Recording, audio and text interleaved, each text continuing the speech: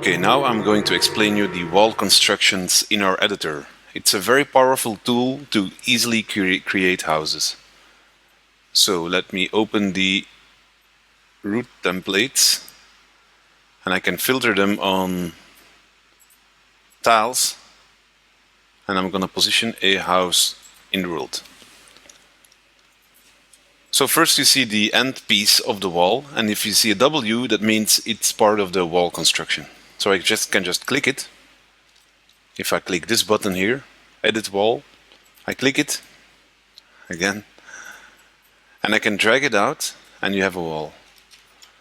You can also create corners, T-junctions, and cross junctions.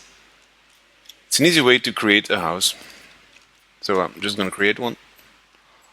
I'll keep it squarey.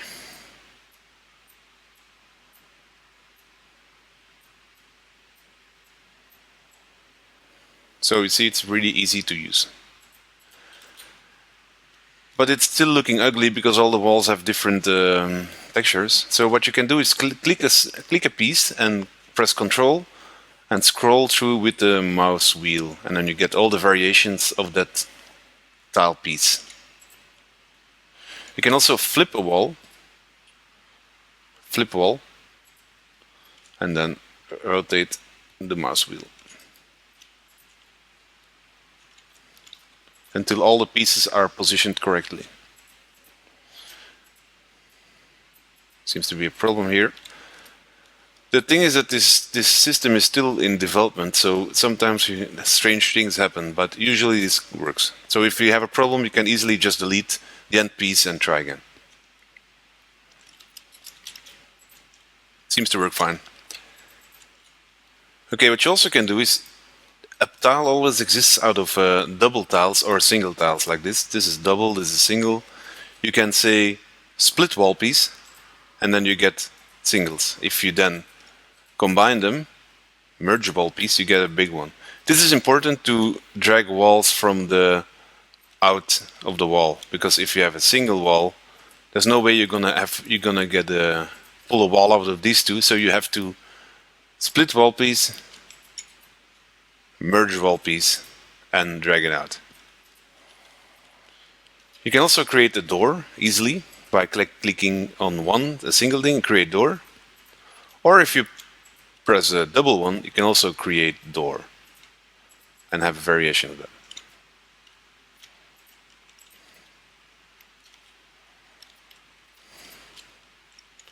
Of course, now you're always bound by these the sizes of these tiles. So it's impossible to create a door in between these two. But of course, there's a workaround for that. So you can just delete all the walls by selecting the edges. And you can, of course, add a new one.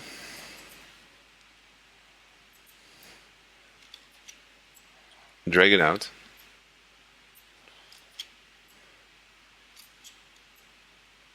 And try to position that in a way.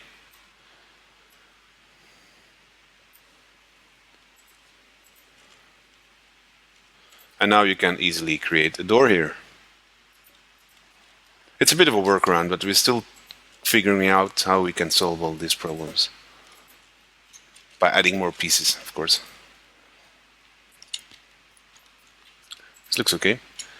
It always looks good if you add a pillar, so you can just press pillar, sort on items, and then it's a citizen wall piece, so it's it.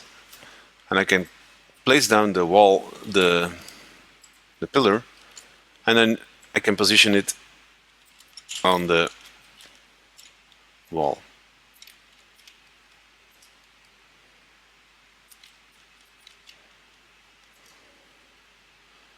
This is just for visual modifications. Voila. Okay, so now I want to create a roof for the house. So the easiest way is to select the big wall piece, copy it, position it on the wall, and then you have to delete the doors because the roof tiles don't have doors, so you just delete them and then connect the wall again like this. Now what you could do, if you have the wall construction selected, you go to the sidebar, and you go to root template. Here you can always change the visual of an item. So you can click on this button, and now you can change this wall construction into any wall construction you want. So you can just say I want a stone wall, and boom, I have a stone wall. Really easy way to check out the different walls we have in the editor. So for now I'm going to create the citizen roof A, which is a roof. We still have to position all the parts in the correct way, so you can just flip this wall, flip this one, and then cycle through the variations to get the high variation.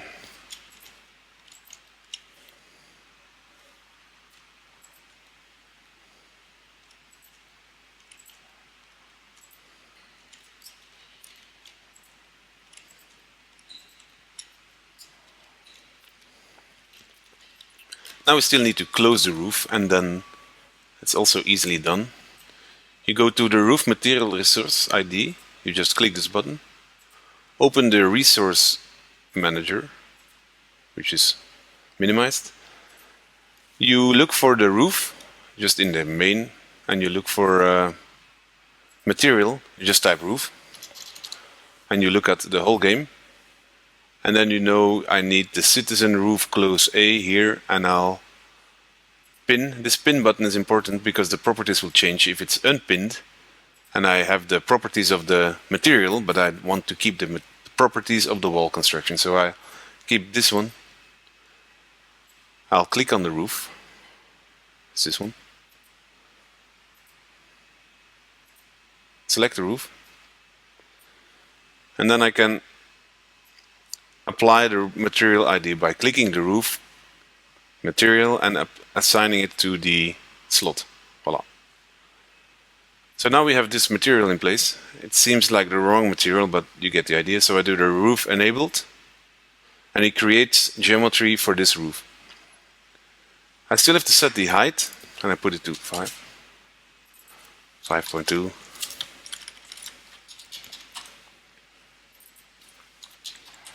Well, you have a functioning building. Of course, I would like to change the roof material, so I go back to the roofs and I go to the citizen A roof close, and then that should work. Voila. You can still set the tiling so it looks better. So like this. I don't know, whatever. So this is how you create a house in the Divinity engine. You could also use a wall construction for other purposes than houses, of course. You can easily select drop a wall.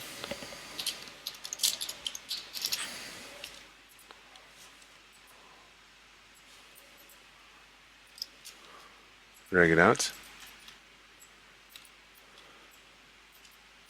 Have some variation. If you have the terrain panel, let's quickly show this, explain this in another tutorial.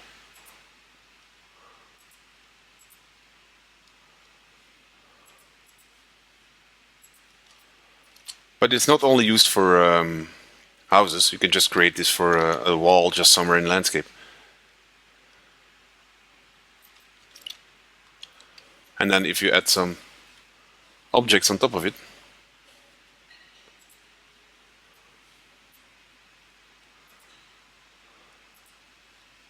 say like some pillar. Oh, wrong.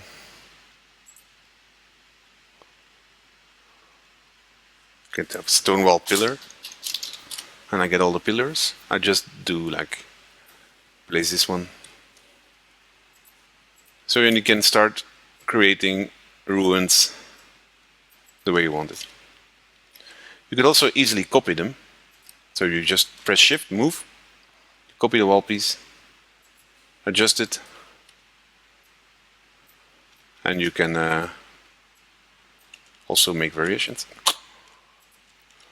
Voila, that's the easy way to use the dungeon wall constructions.